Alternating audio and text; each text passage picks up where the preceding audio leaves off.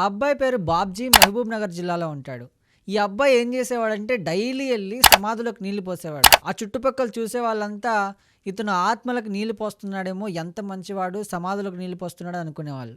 కానీ ట్విస్ట్ ఏంటంటే ఆ అబ్బాయి నీళ్లు పోసేది సమాధులకు కాదు, సమాధుల మధ్యలో ఉన్న చెట్లకు. అసలు ఆ చెట్లేంటి అని అనుకుంటున్నారా? ఇంకేంటి, గంజాయి చెట్లు. ఈ బాబ్జీ అనే అబ్బాయికి గంజాయి పిచ్చి. గంజాయి తీసుకోకుండా అస్సలు ఉండలేడు. ఇలా గంజాయికి బానిసైన బాబ్జీకి రోజు గంజాయి కొనడం భారమైంది. ఇంకేం చేయాలో అర్థం కాక ఏకంగా గంజాయి చెట్లనే పండిద్దామని డిసైడ్ అయ్యాడు. అందులో భాగంగానే దగ్గరలో ఉన్న శ్మశానంలో గంజాయి చెట్లు నాటాడు. ఇంట్లో కానీ పొలంలో కానీ గంజాయి చెట్లు నాటితే అందరికీ డౌట్ వస్తుంది, చుట్టుపక్కల వాళ్ళు చెప్పేస్తారని చెప్పి శ్మశానంలో గంజాయి చెట్లు నాటాడు. డైలీ వెళ్ళి అక్కడికి వెళ్ళి నీళ్లు పోసేవాడు. చుట్టుపక్కల చూసిన వాళ్ళకి డౌట్ వచ్చి పోలీసులకు కంప్లైంట్ ఇస్తే పోలీసులు దర్యాప్తు చేస్తే అక్కడ ఉన్నది గంజాయి చెట్లు అని తేలింది. ఇది వినడానికి ఎంత విడ్డూరంగా ఉంది కదా. ఏమైనప్పటికీ ఆ అబ్బాయి చేసిన విచిత్రమైన పనిపై మీ అభిప్రాయాన్ని కమెంట్ రూపంలో తెలియజేయండి. Thank you.